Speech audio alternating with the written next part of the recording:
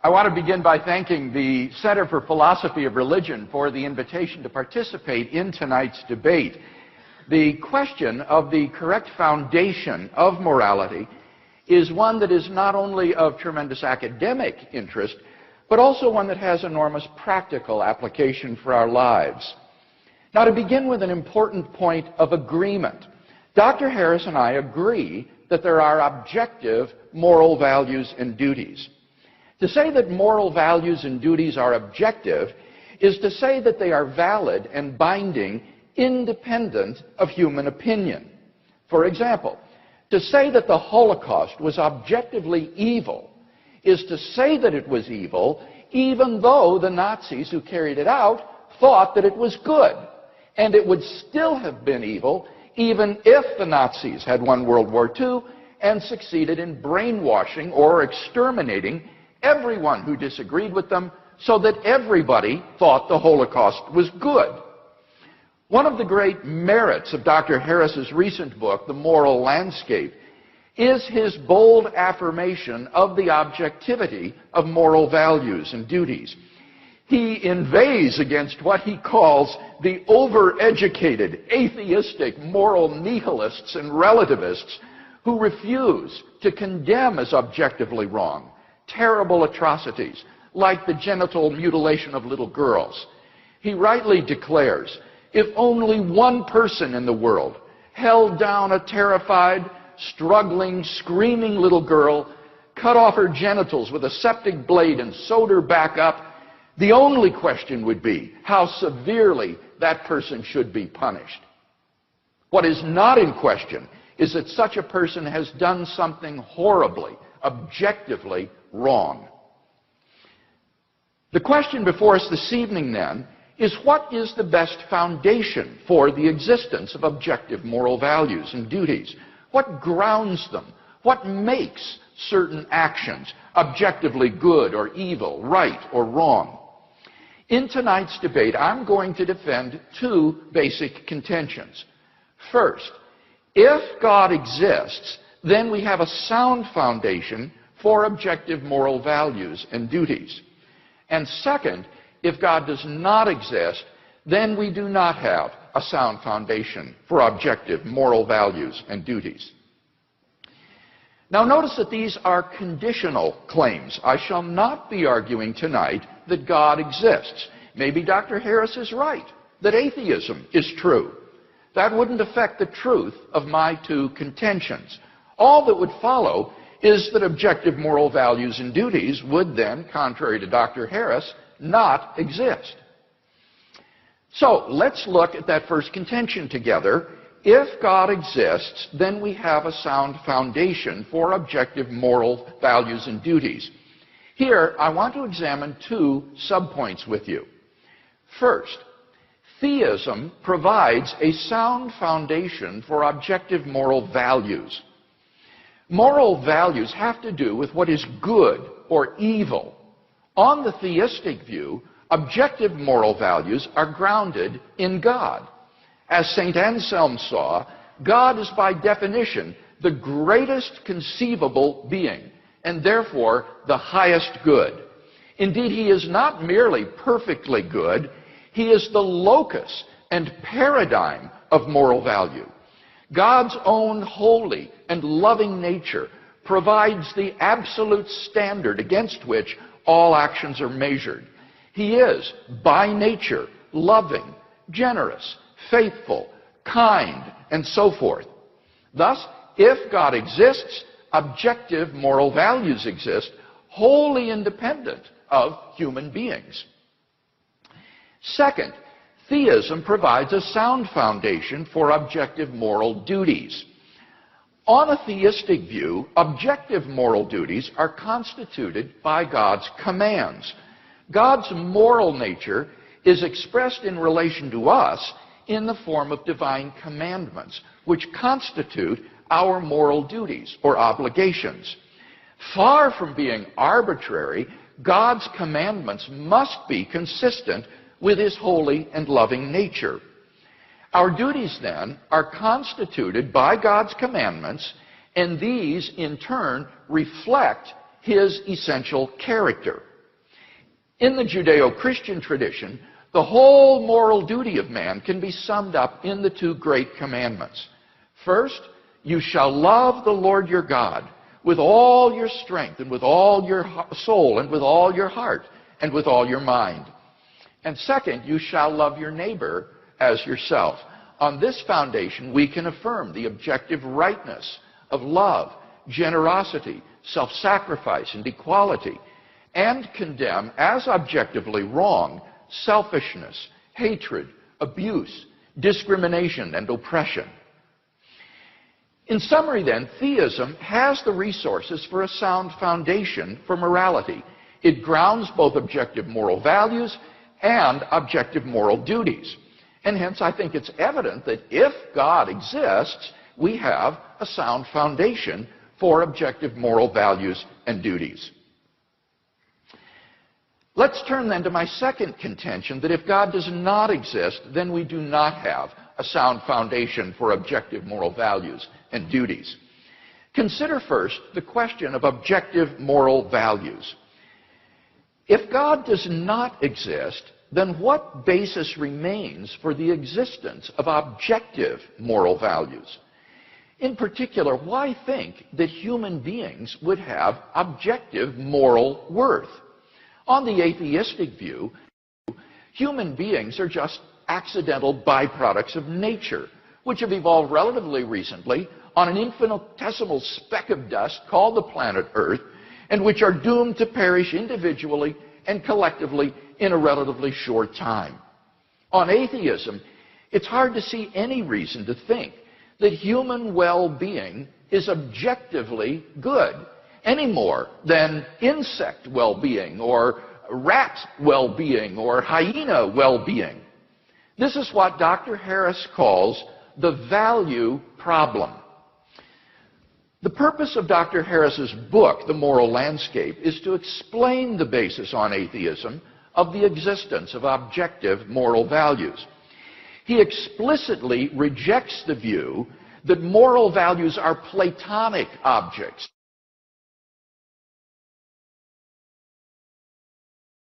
existing independent of the world. So, his only recourse is to try to ground moral values in the natural world. But how can you do that, since nature in and of itself is just morally neutral? On a naturalistic view, moral values are just the behavioral byproducts of biological evolution and social conditioning. Just as a troop of baboons exhibit cooperative and even self-sacrificial behavior because natural selection has determined it to be advantageous in the struggle for survival, so their primate cousins, Homo sapiens, have evolved a sort of herd morality for precisely the same reasons. As a result of sociobiological pressures, there has evolved among Homo sapiens a sort of herd morality which functions well in the perpetuation of our species.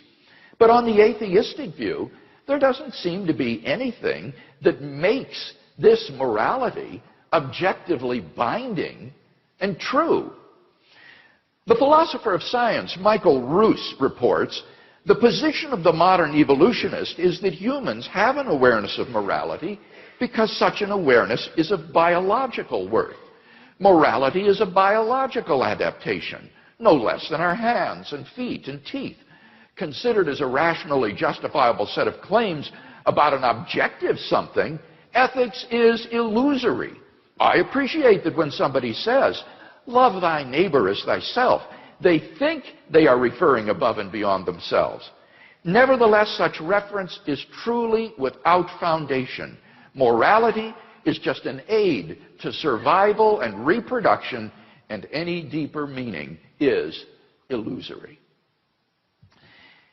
If we were to rewind the film of human evolution and start anew, people with a very different set of moral values might well have evolved.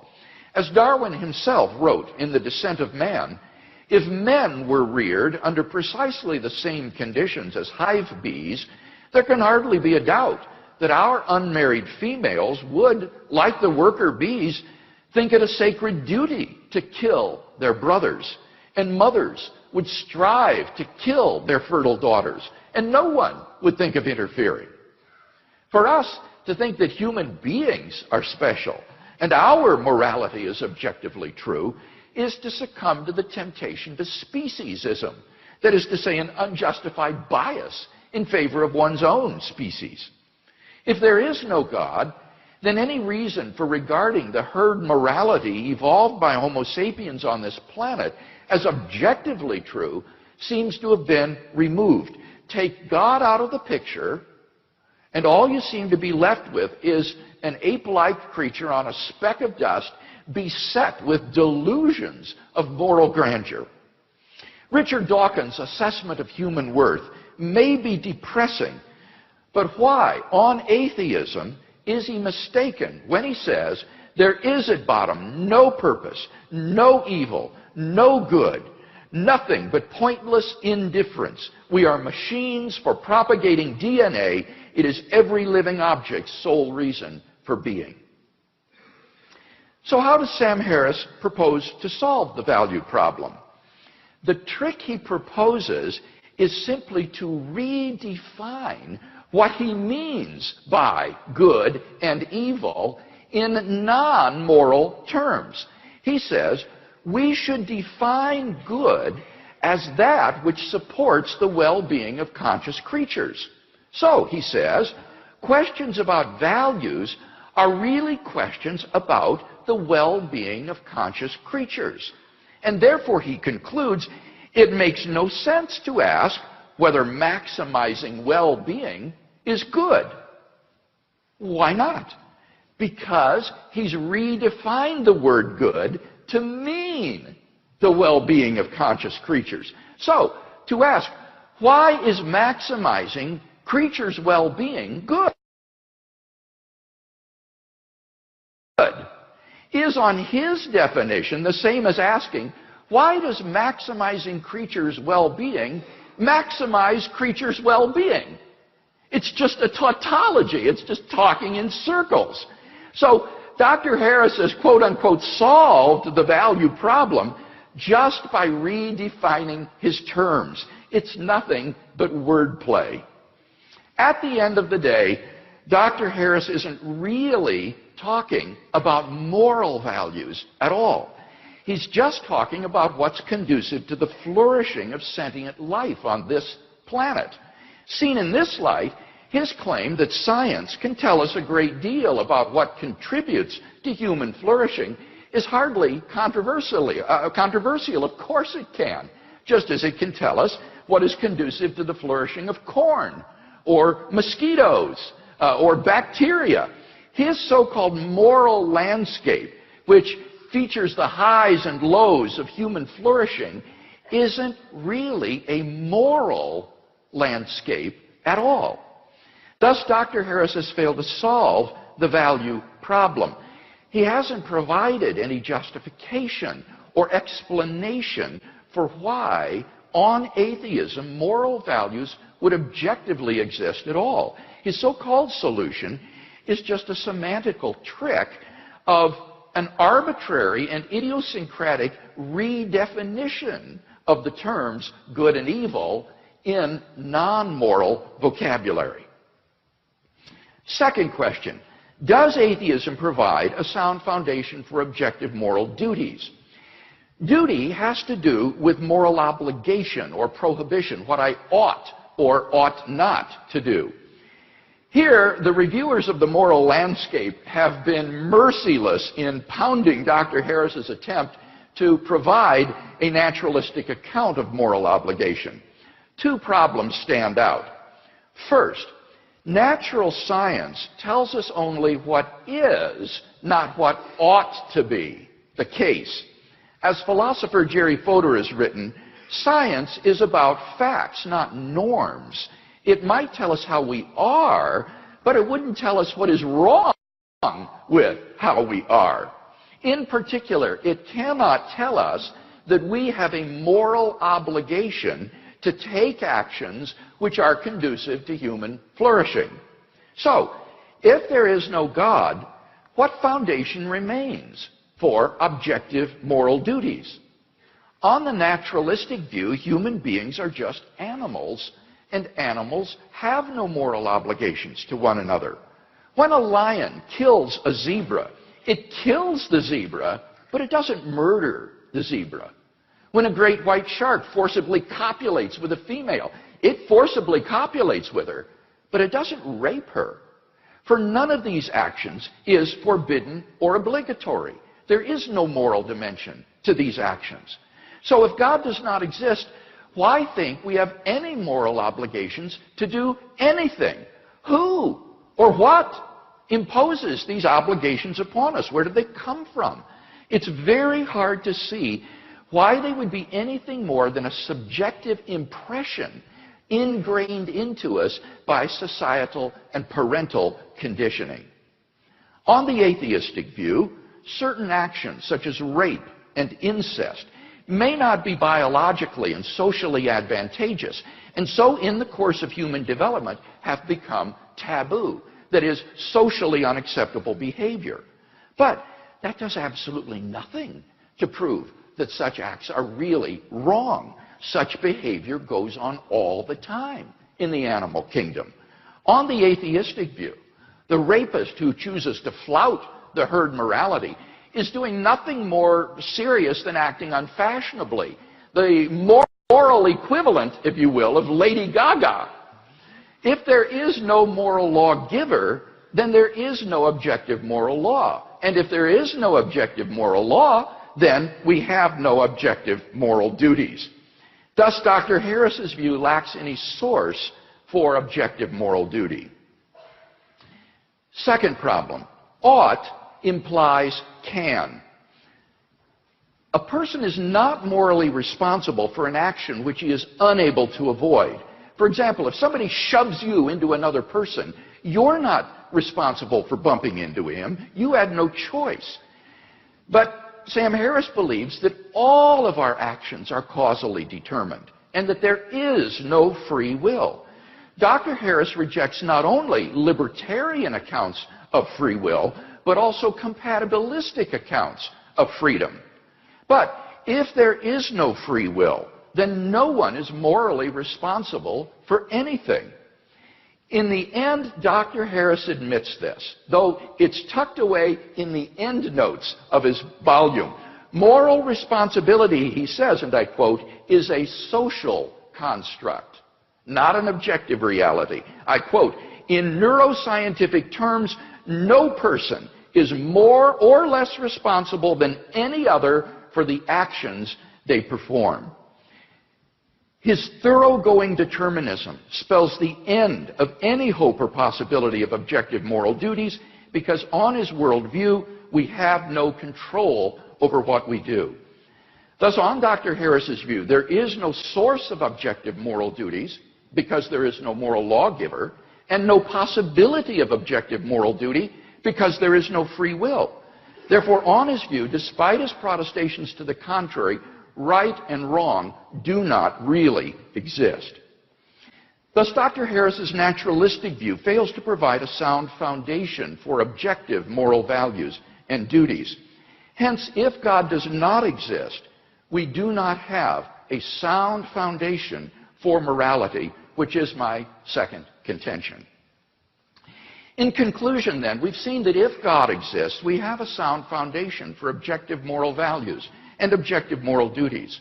But that if God does not exist, then we do not have a sound foundation for objective moral values and duties. Dr. Harris's atheism thus sits very ill with his ethical theory. What I'm offering Dr. Harris tonight is not a new set of moral values. I think by and large we share the same applied ethics. Rather, what I'm offering is a sound foundation for the objective moral values and duties that we both hold dear. Thank you very much.